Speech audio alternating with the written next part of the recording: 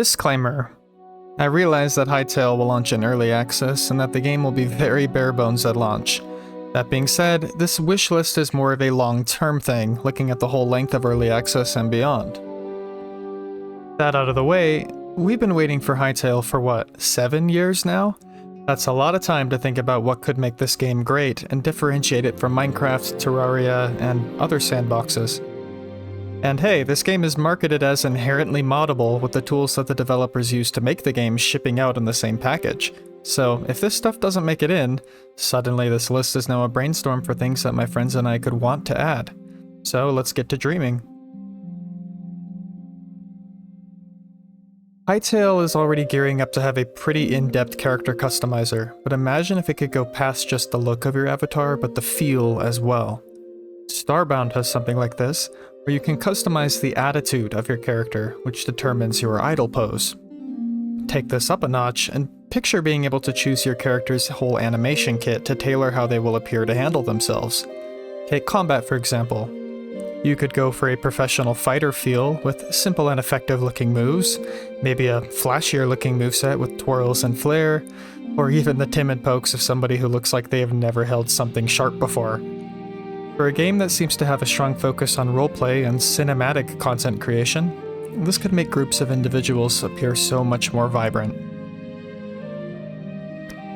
Crafting systems in most sandboxes tend to be pretty straightforward input and output interactions where there isn't much say from the player. In Hytale, especially pertaining to weapons, I would love to see multiple visual options whenever crafting one. Just like the character creator, it would be so awesome to pick the shape and feel of your crafted belongings even if more materials would be required, like if you wanted to add a tassel to your sword or engraving to your armor for instance.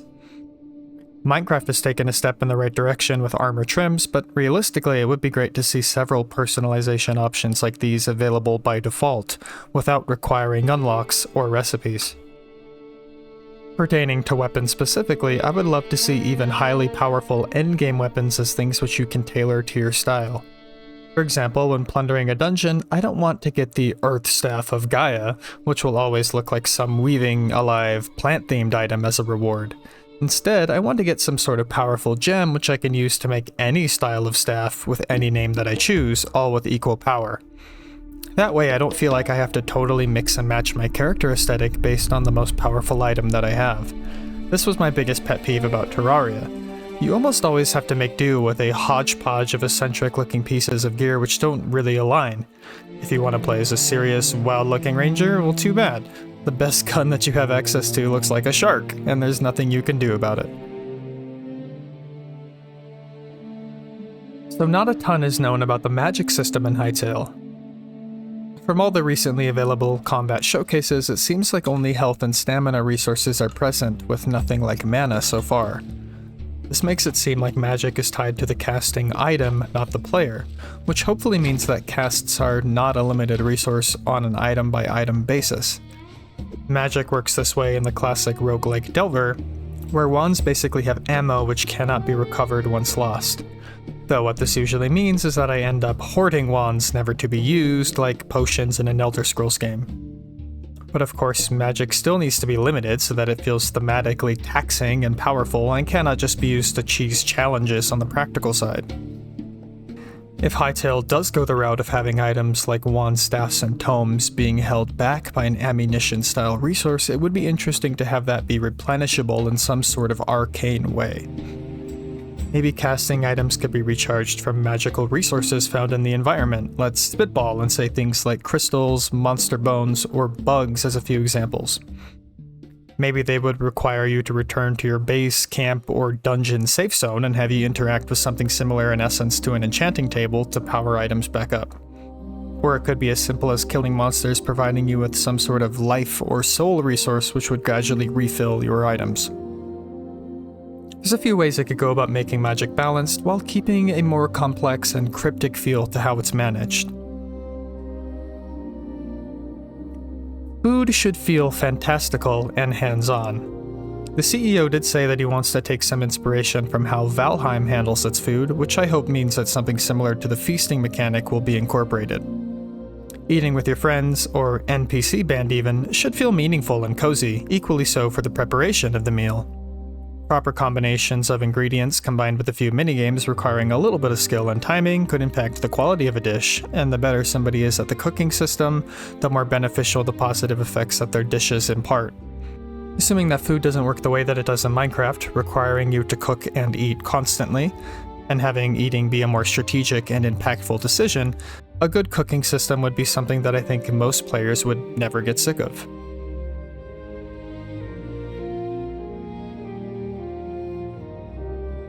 That's it, I just like water temples. And considering that this game is going to have a really significant ocean element being the thing that separates the main story continent from the infinitely generated terrain, there's plenty of space for them. But this just goes for dungeons in general. I hope to see engaging gameplay and puzzle mechanics in them, not just for enemy gauntlets and bosses, and I'll talk about this more in number 10.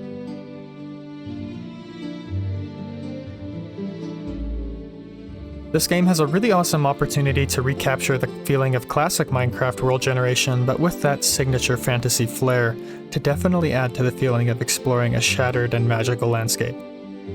And considering how much Minecraft stepped up the limits of its world generation with caves and cliffs after Hytale was announced, I would love to see them counter this with some serious Tears of the Kingdom level shit.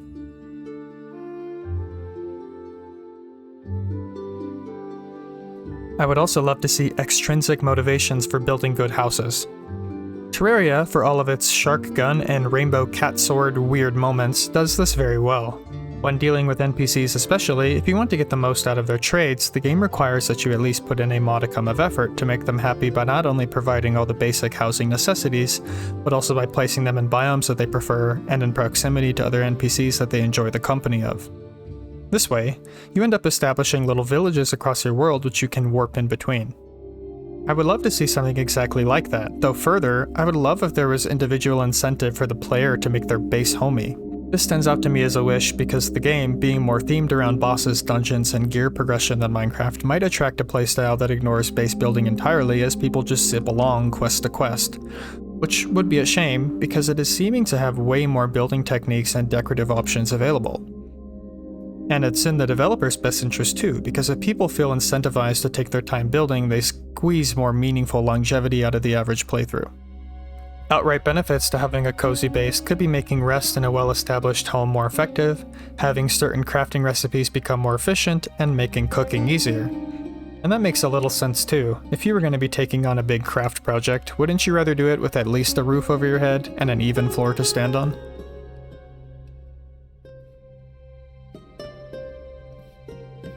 It looks like this game is going to have a super engaging enemy variety, from your familiar undead hordes to wild animal packs to intelligent insect colonies, and then your typical list of fantasy archetypes.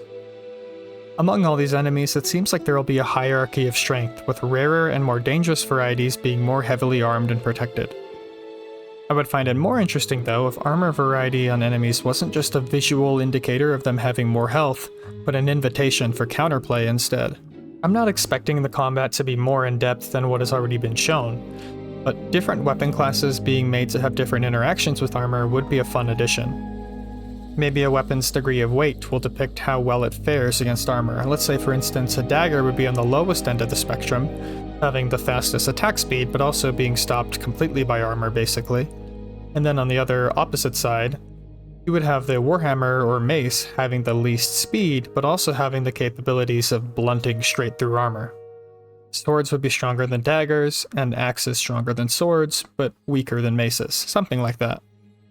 Special attacks could interact with the system, increasing the power against strong armor. Say a special attack with daggers could allow a little bit of chip damage to make it through, but nothing too substantial, whereas reserving a special attack for a heavy weapon could basically allow for a full damage strike. So on and so forth. This could go for ranged weapons as well. Let's place bows, crossbows, and firearms on a spectrum. Bows are cheap to make, fast to fire, and easy to wield, but likely have limited armor penetration. Guns on the other hand are expensive, probably entail more lengthy reloads if we're looking at Renaissance-era weapons, and could be more difficult to use if we factor in things like recoil, but would blast holes straight through even the most armored bug's carapace. With this logic, you can then put crossbows in the middle, and I think the trade-offs are clear.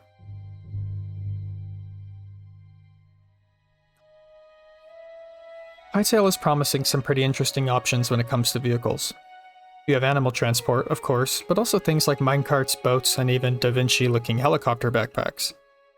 The game also promises fast travel through teleportation gates that the players are able to build, which I think is a very good thing because it means that you can make several bases or places of interest meaningful without having to pack up and move on every time that you want to explore a new region of the map. But it begs the question, if players can teleport, doesn't that mean that all the other transportation options become arbitrary?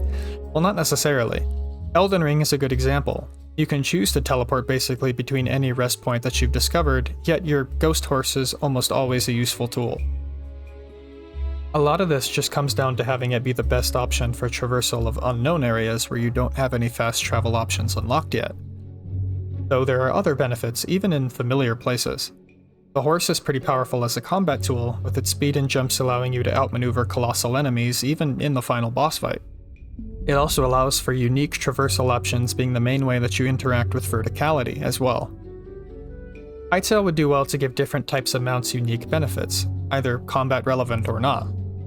Or animals should behave similarly, giving you a distinct movement advantage in combat. Minecarts could have the benefits of vastly improving your storage capabilities while mining, and boats could have the added plus of serving as a platform for you to fish off of, maybe opening the door to exclusive fishing opportunities out in deep water. And then there's the convenience of how mounts could be activated. In Elden Ring, with your horse being a spectral mount, you can call on it at any time, even in danger, allowing you to make a speedy getaway. And I honestly think that mounts work better when you take away the realism like this. In other games like Elden Ring, say Ghost of Tsushima or The Witcher, where your horse is something that you can call on at any time no matter where you are, I find that I use it way more than in something like Breath of the Wild or Minecraft, which are games where the horses have minds of their own and just wander off if you lose proximity, and they can't be recalled without a special procedure, or maybe even not at all. In summary, I would love for Hytale to magically flavor its mount system, so that I can summon whatever I need, whenever I need, even if it costs a resource of some kind.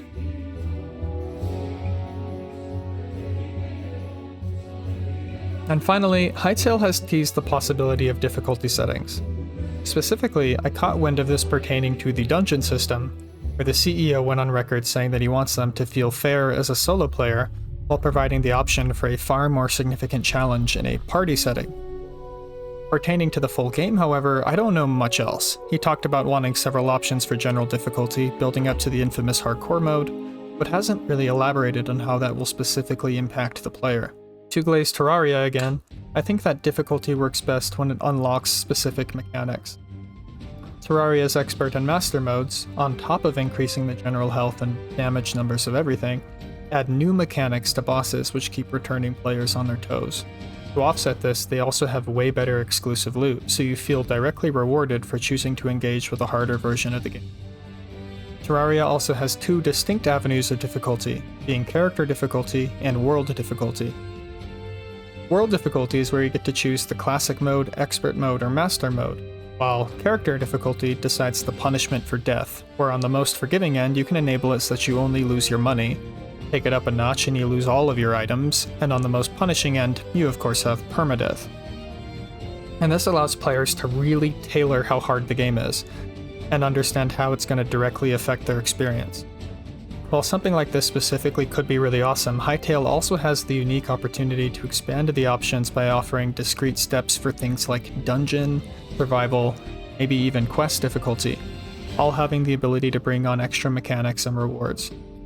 Maybe only on a higher dungeon difficulty do you pile on specific puzzle mechanics and traps. On higher survival difficulties do you take on having to worry about hunger, thirst, and temperature. And on higher quest difficulties, do you need to worry about maybe traveling longer distances, needing to build trust with specific NPCs, and needing to keep track of how different factions might perceive your actions. These are all things that some players might find really engaging, some players might find really annoying, and you can filter out who feels like what, just based on the difficulty slider. I think that would be really cool. And thanks for listening, everybody. Feel free to list down anything that you would like to see in the comments, and if you agree or disagree with any of my takes. There's both way more Hytale and Minecraft content to come, so keep an eye out and see you around.